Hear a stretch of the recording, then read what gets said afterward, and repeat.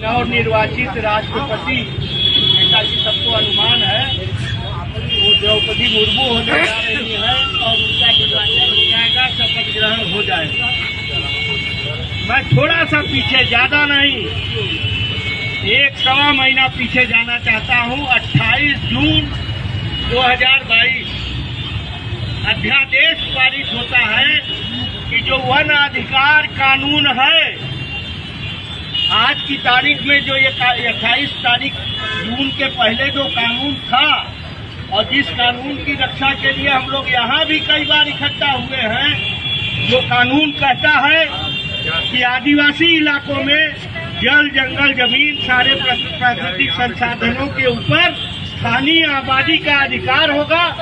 कोई भी कार्रवाई, कोई भी प्रोजेक्ट अगर आपको चलाना होगा तो उसके पहले उस इलाके की ग्राम सभा से आपको सहमति लेनी होगी। और आप में से ज्यादातर लोगों को पता होगा कि नियमगिरी उड़ीसा में बॉक्साइट का कारखाना, जहां बॉक्साइट नियमगिरी पर्वत पर था, वहां सुप्रीम कोर्ट के आदेश पर ग्राम सभा का मतदान हुआ। एक भी वोट वेदांत के पक्ष में नहीं गया और नतीजा ये हुआ कि माइनिंग अभी बंद है।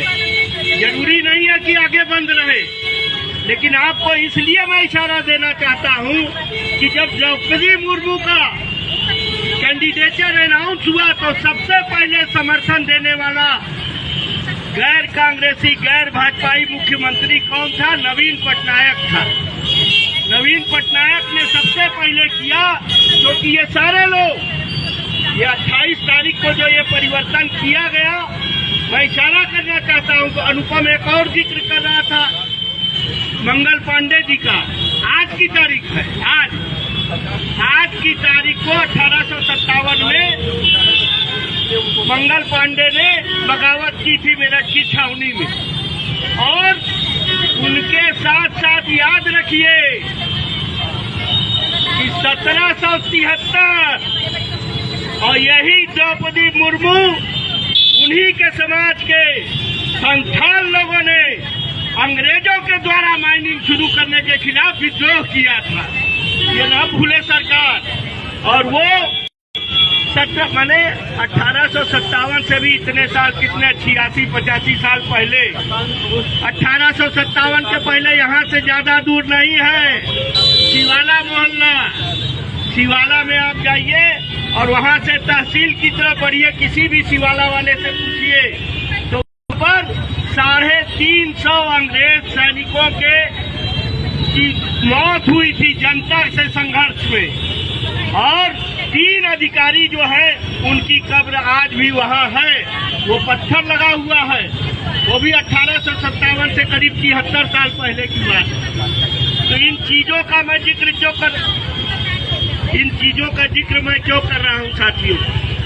इसीलिए कर रहा हूँ कि ये पूरी सरकार आगे आने वाले समय में प्राकृतिक संसाधनों को गौतम अडानी और इस तरीके के तमाम कॉर्पोरेट जो घराने हैं उनको सुपुर्द करने के लिए एक मुखौटा बना करके, आदिवासी को उजाड़ करके, जमीनें उससे बेदखल करके ये होने जा रहा है।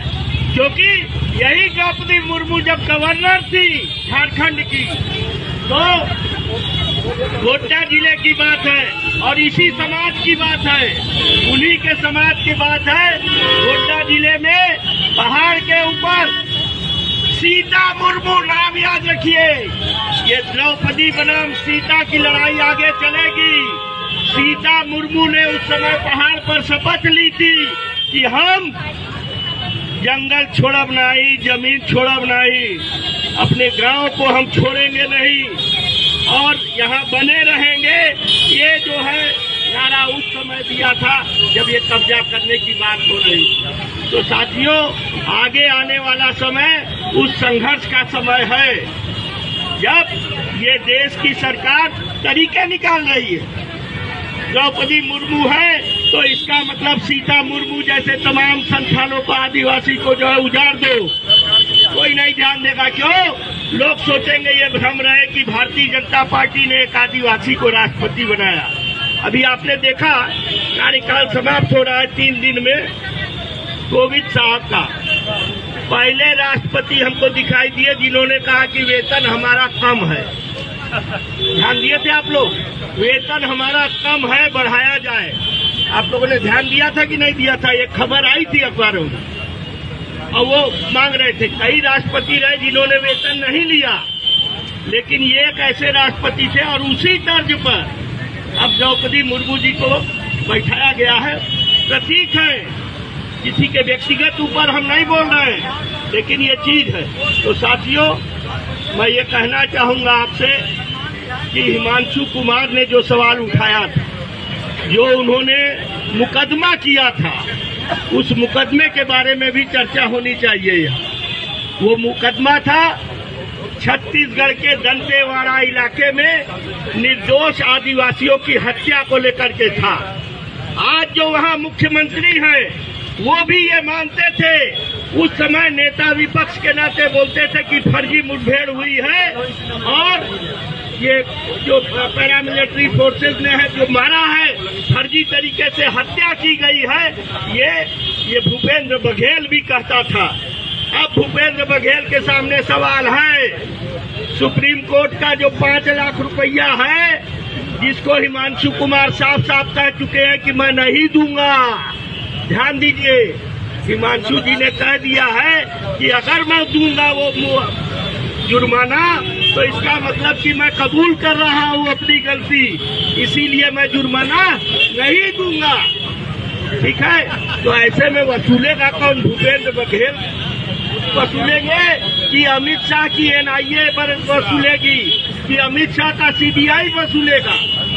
ये भी देखना है हम लोगों को। और ऐलानिया कह चुके हैं हिमांशु कुमार, तो उन तक हम ये आवाज पहुंचाना चाहते हैं कि आज देश में जो भी जल जंगल जमीन की लड़ाई को अपनी लड़ाई मानते हैं, वो सारी ताकतें आज आपके प्रति पूरी तरह आपके समर्थन में है। नैतिक रूप से सशरीर यहाँ पर उपस्थित होकर के विश्वविद्यालय के इस गेट के सामने हम ये कहना चाहते हैं, बताने आए हैं कि हिमांशु कुमार आप जाइए जेल संघर्ष में। हाँ, नमस्कार। ये रुकेंगे नहीं, वो राष्ट्रवादी सैनिक है, उनको सुनाना चाहता था मैं, इसीलिए रोक रहा था, लेकिन अब रुकेंगे नहीं। ट्रैफिक का भी सिग्नल होगा।